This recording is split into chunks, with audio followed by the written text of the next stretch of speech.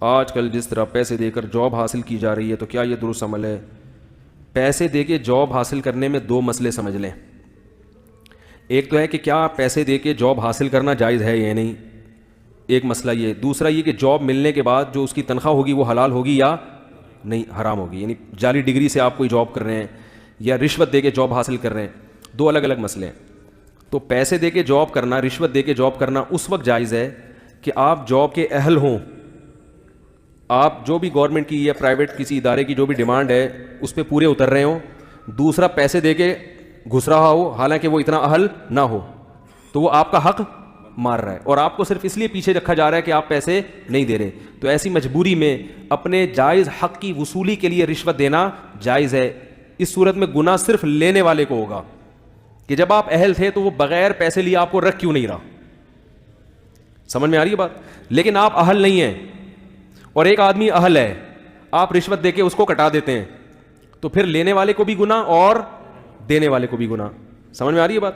تو رشوت کا اصول ہے کہ اپنے جائز حق کی وصولی کے لیے اگر رشوت دیے بغیر کام نہیں چل رہا حالانکہ وہ آپ کا حق بنتا ہے تو پھر آپ کے لیے دینا جائز ہے, گناہ صرف اس صورت میں لینے. جیسے کسٹم میں آپ کا کنٹینر پھنسا ہوا ہے, خام خواہ میں پھنسا کے رکھا ہوا ہے اس کو وہاں کسٹم کے ملازمین نے بلا وجہ, آپ پیسے نہیں دے رہے کیونکہ آپ نے سنا ہے کہ رشوت دینا اور لینا دونوں حرام ہے, یقیناً حرام ہے. تو اب وہ بڑے بڑے وہاں کیا ہو گیا, وہ لیپ ٹاپ جو آئے تھے وہ ورژن ہی پرانا ہو گیا. اب وہ والے لیپ ٹاپ اس زمانے میں وہ چائنا واپس بھی نہیں جا رہا, وہ کہہ رہے ہیں ہمیں یہ نہیں چاہیے ہی نہیں, وہ اسکریپ میں بھی نہیں جائے گا پھر وہ.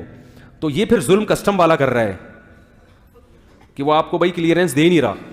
تو آپ پھر اس ظلم سے بچنے کے لیے اس کمبخت کو پیسے کھلا سکتے ہیں, اس کمبخت کو گناہ ملے گا, آپ کو گناہ نہیں ملے گا کیونکہ آپ مجبور ہیں اس صورت میں. اور اگر ایسا نہیں ہے, بلا وجہ آپ خام خامے ٹیکس سے بچنے کے لیے جو جائز ٹیکس ہے حکومت کا اس سے بچنے کے لیے, یا ویسے ہی خام خامے آپ نے کھانچے کھولے میں اس کا کنٹینر 6 مہینے پڑا رہا ہے اور آپ پیسے کھلا کے اپنا نکال لو, اس کا رہنے دو, یہ غلط ہو جائے گا, پھر یہ ناجائز ہوگا.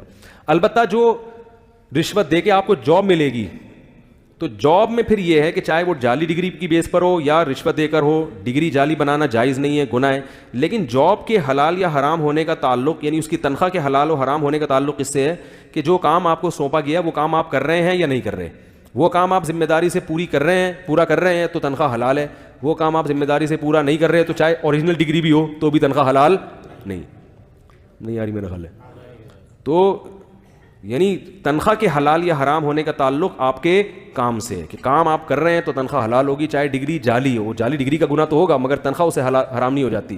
بعض لوگ نقل کر کے ڈگری حاصل کرتے ہیں, پھر وہ تنخواہ وہ کہتے ہیں یار حرام تو نہیں ہے, تو اس کا بھی یہی اصول اور ضابطہ ہے کہ نقل کرنا تو جائز نہیں ہے, لیکن جو جاب آپ کو ملے گی وہ جاب کی تنخواہ کا مدار کام پر ہوگا. کام آپ کر کے دے رہے ہیں تو ٹھیک ہے, نہیں تو نہیں. کافی میرا خیال ہے آج کے لیے جنرل نالج اتنی بہت ٹھیک ہے. سبحانک اللہ.